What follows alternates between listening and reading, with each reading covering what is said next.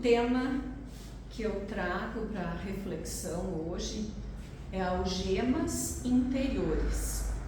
E para desenvolvê-lo, eu me baseei na Adriane Bacarin, que é uma psicóloga e palestrante espírita, também em Iris Sinucci, que é uma terapeuta que segue Carl Jung, em Divaldo, através do espírito Joana de Ângeles, no tema específico Reflexões sobre a Sombra, neste livro de Janete de Azambuja Correia, ditado pelo espírito Kaf Kiran, que é Algemas de uma Alma, e também no Evangelho segundo o Espiritismo. Bem, primeiramente, vamos fazer uma reflexão sobre o que é a sombra, que ela foi tratada, enfim, por esses autores. Para a física, sombra é uma região escura formada pela ausência parcial da luz. E em termos psicológicos, sombra é tudo o que desconheço sobre mim mesmo e que me deixa desconfortável, independente de ser positivo ou ser negativo. Aquilo que eu mostro para os outros é a minha persona, e aquilo que eu reprimo, que eu escondo dos outros, é a minha sombra. As emoções reprimidas, que são as sombras, são aquelas difíceis de lidar. São aquelas que tenho vergonha, que acredito receber críticas das outras pessoas, que tenho traumas ou que nem percebo que eu estou reprimindo. A inconsciência, ou seja, o desconhecimento da nossa sombra ou das nossas sombras, é uma enorme ameaça para o bem-estar da sociedade e de nós mesmos. Precisamos ter a coragem de olhar de manhã no espelho e ver o nosso inimigo, nós mesmos. E também de olhar no fundo de nós, também no espelho, e ver o nosso maior tesouro, nós mesmos. O nosso eu, o eu verdadeiro, que espera pacientemente a nossa permissão para vivermos a nossa realidade de filhos de Deus. O enfrentamento do self, que é o quê? A nossa alma, a nossa essência, com a sombra, olharmos, enfim, para essa sombra, deve ser inicialmente o quê? A identificação. Aí a gente está num estado de humildade, tirando aquele orgulho que nos impede de ver, e estamos enxergando em nós mesmos os nossos defeitos, para depois que eu aceitar e que ver aquilo que está errado em mim, eu diluir através do impositivo, da mudança, da reforma íntima. Trabalhar esse esforço íntimo pelo aprimoramento moral, resolver por desmascarar a sombra e eliminá-la com a luz do conhecimento lúcido, é um mecanismo saudável para os resultados terapêuticos que almejamos.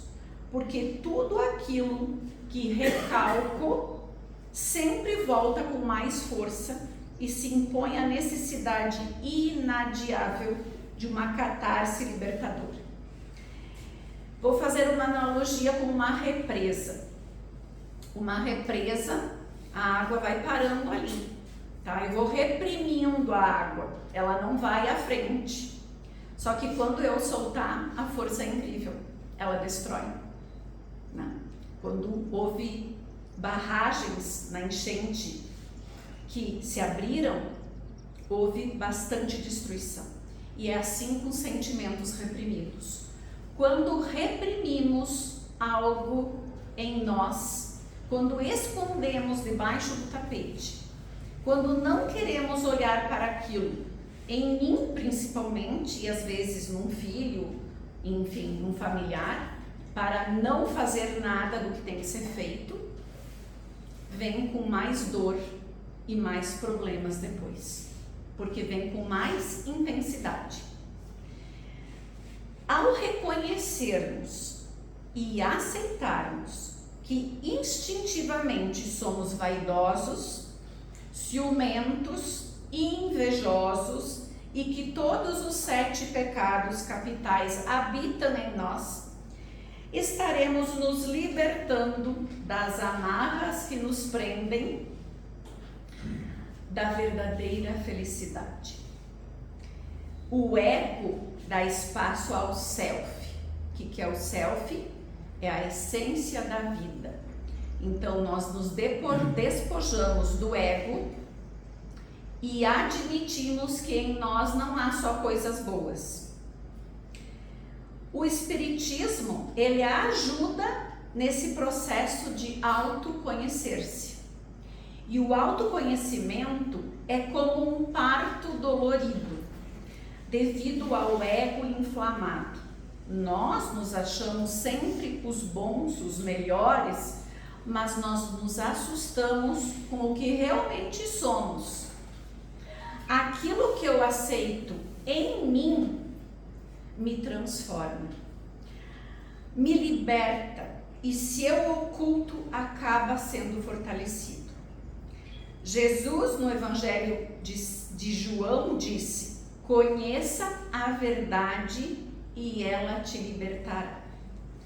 Quando nós nos conhecermos de fato e trabalharmos esses vieses ocultos que nos prejudicam, nós estaremos nos libertando para progredir rumo à morada celeste. Que algemas nos prendem nessa verdade? Vou me ater apenas em algumas, quais sejam: o apego ao ter, o consumismo, o acúmulo desnecessário e a avareza, que eu vou tratar a partir de um capítulo das algemas, enfim, emocionais da alma. Então, aqui a autora, através do Espírito, diz: a maioria dos que habitam o planeta sonha com um paraíso repleto de felicidade. A lógica é que nos satisfizéssemos com aquilo que necessitamos e que deveríamos usar para a manutenção. Mas, infelizmente, muitos de nós projetam na matéria a felicidade. E assim, como não a encontramos naquilo que já nos pertence e, de fato, nunca encontraremos na posse material, procuramos possuir cada vez mais. Então, é um consumismo desenfreado, é um acúmulo de coisas desnecessárias, que nós todos vamos entrando na onda pela mídia, pelos outros que nos rodeiam, que têm esses costumes, e a gente segue o modelo ditado pela sociedade. Projetamos a felicidade na capacidade de ter. Se eu tiver, se eu possuir, se eu adquirir tal coisa, eu vou ser feliz. Para quê? Para aparentar que eu tenho mais, que eu tenho um brilho lá pelas coisas. Muitos homens se apegam demasiadamente às coisas que estão ao seu redor, como se elas fossem parte da sua essência e da sua personalidade. Para observarmos essa situação, basta entrarmos nas residências. Quantos objetos existem dentro de cada casa? Pensem um pouco até na sua própria casa. Quantos deles são realmente usados? Quantos deles conseguiríamos doar sem relutar? Quantos deles conseguimos emprestar ou doar sem lamento? Quando chega ao ponto de que faltam gavetas para guardar, que fica difícil caminhar entre os objetos e já não se recorda o que há dentro de cada armário, é preciso desconfiar de que algo está errado. O equilíbrio entre aquilo que realmente necessitamos e o que juntamos é muito difícil, pois vivemos numa época em que a ordem gritada pela sociedade por meio da mídia é comprar. A mídia tenta convencer de qualquer forma que para ser feliz basta comprar. Mas comprar sempre o melhor, o mais atrativo, o mais moderno, o mais caro. Trocar constantemente um objeto antigo que está lá na nossa casa, mesmo que ele esteja bom, por um mais bonito, porque ele é atual. Nem haveria necessidade. Aquele que mais tem é aquele que pertence melhor ao grupo, muitas das vezes é assim que a sociedade vê. Por isso ele compra.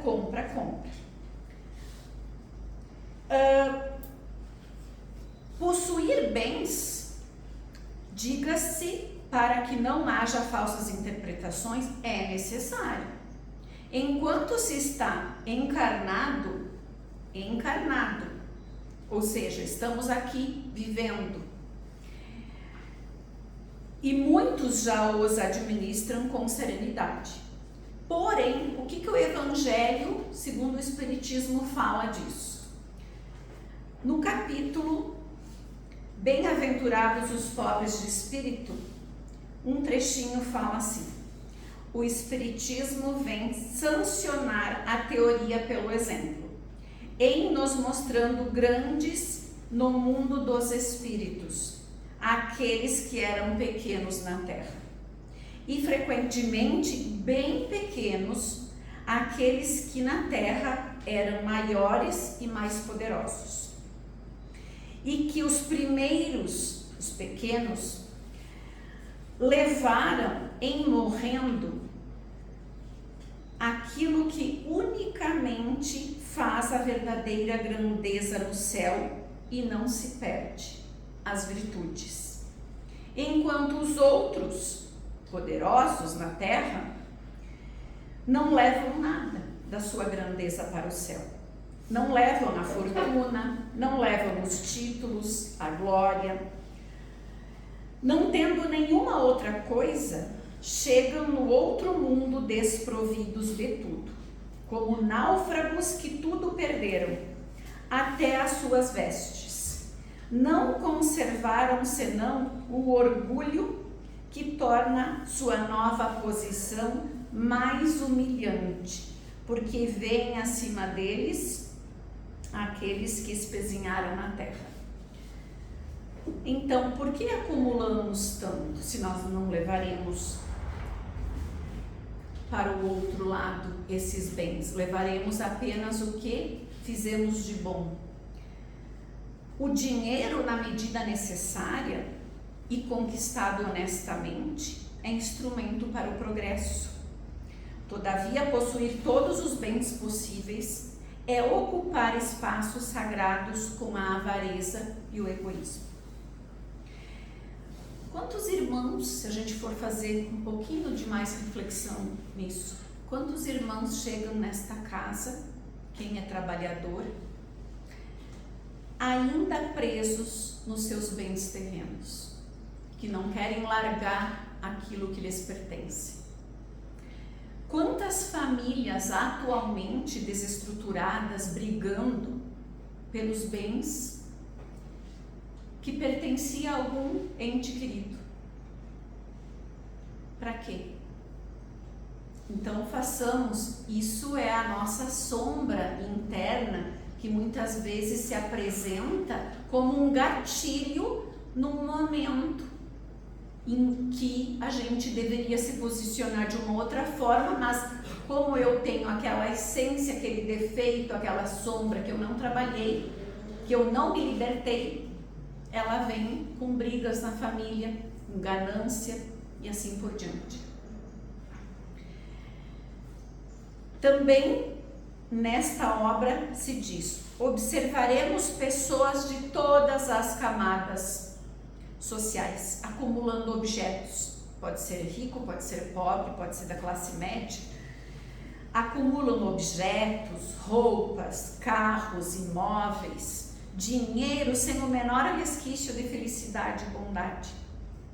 Muitos deixam de viver e até de se alimentar melhor para comprar uma grife da hora, da moda, um brinquedo caro para o filho, a filha, que é feito em parcelas, a perder de vista, que eu não conseguiria comprar, mas eu acho que a felicidade vai estar ali, para o meu filho, que brinca às vezes 10 minutos e nem pega mais aquilo. Então veja como a gente ainda é muito materialista. Verificamos que a avareza também é um sentimento negativo, ainda impregnado nas entranhas da alma, é a nossa sombra também, atrasando a evolução dos seres. Quanto mais nos ocupamos em possuir, menos sobra tempo para acolher os necessitados, consolar os sofredores e ajudar a todos os que necessitam de caridade. O dinheiro é uma ferramenta de duas vias. Ele ajuda na manutenção do corpo, ele nos proporciona conforto e ele também ajuda nas descobertas do progresso científicas, da ciência, dos remédios. Quando ele é juntado e buscado apenas para o bem individual, de maneira insaciável e irracional, ele estanca os pensamentos do bem, impede os gestos de fraternidade, aciona o egoísmo e atrasa o crescimento. É irracional a posse sem necessidade. O ter pelo prazer egoístico, o guardar sem utilizar, o utilizar sem compartilhar. Todos nós temos nas nossas casas objetos e às vezes os idosos que dizem: não, isso aí eu vou usar quando é uma ocasião especial. Qual é a ocasião especial? Hoje. E às vezes as coisas ficam lá intactas e a pessoa parte e não consegue levar aquilo e também não usou para a ocasião especial. Então, através desse exemplo, percebamos um pouquinho do que temos que refletir e mudar a nossa postura frente à matéria.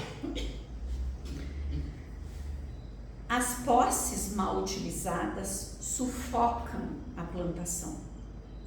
Ensinemos aos nossos filhos que crescem que o único valor perene se encontra no amor. É um contraponto, né? O excesso versus o saudável. Temos que manter o equilíbrio. Apagada a avareza, reinará a paz. Afinal, o poder que decorre do ter tem levado as nações à guerra e à degradação. Olhemos no mundo, no nosso planeta, a guerra, várias guerras em curso. Vamos citar as mais famosas: guerra da Rússia e da Ucrânia, geopolítica, por território, por bens, por posse. Vamos citar a do Israel e Gaza, que também tem fundo geopolítico, que também tem fundo territorial, além de outras coisas.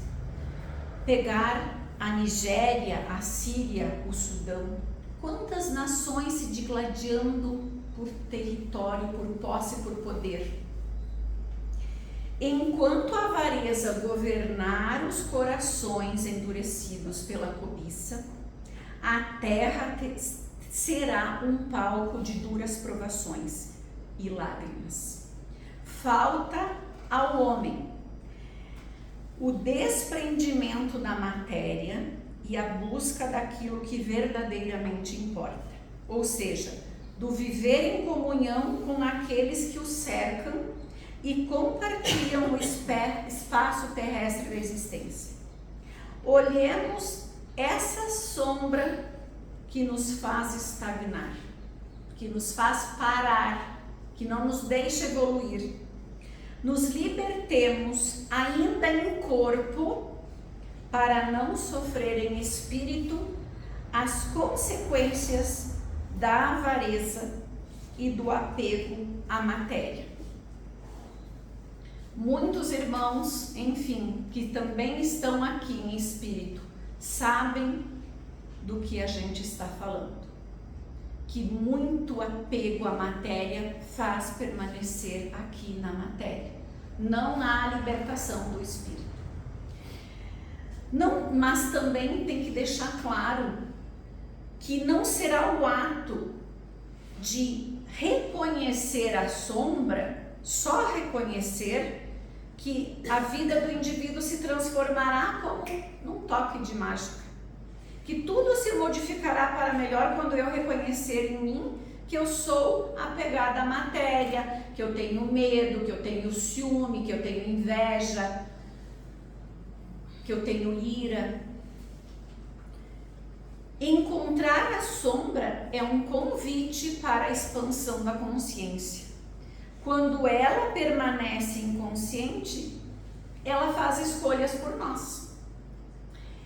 Ao nos tornarmos conscientes dela, diminuímos consideravelmente as projeções e passamos a entender que aquilo que é tão irritante nos outros é, na verdade, uma expressão da nossa própria sombra, ou seja, nos pertence. Aquilo que irrita no outro nos pertence. Então, crescemos em nossa capacidade de trabalhar com essa energia e assimilá-la de forma consciente. Com isso, nos tornamos hoje melhores que ontem e amanhã melhores que hoje, como propõe a doutrina espírita. Não sejamos sepulcros caiados, como disse Jesus. Sepulcros caiados são túmulos pintadinhos e bonitinhos por fora, mas com a podridão por dentro. Vamos nos libertar dessas algemas emocionais da alma, como foi relatado aqui. Que tenhamos todos uma bela reflexão nos nossos lares sobre as nossas sombras, que possamos reconhecer em nós aquilo que está nos impedindo de seguir avante. Que assim seja. Muito obrigada.